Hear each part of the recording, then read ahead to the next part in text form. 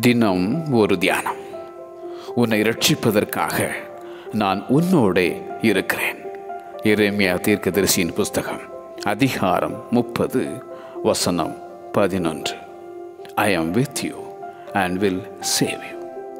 கர்த்தர் உன்னோடு இருந்து உன்னை ரட்சித்து உன் சிறையிருப்பை திருப்புவார்.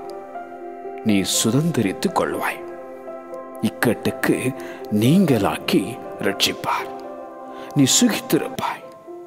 உன்னை பட்சிக்கிறவர்கள் யாவரும் பட்சிக்கப்படுவார்கள். உன் சத்துருக்கள் எல்லாரும் சிறைப்பட்டு போவார்கள்.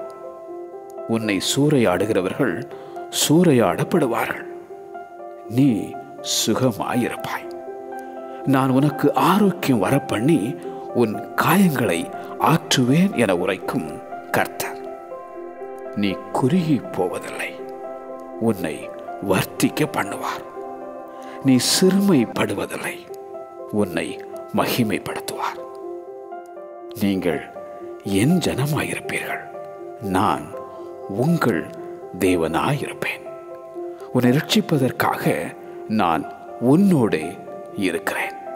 உன்னை ரட்சிப்பதற்காக நான் உன்னோடே இருக்கிறேன்.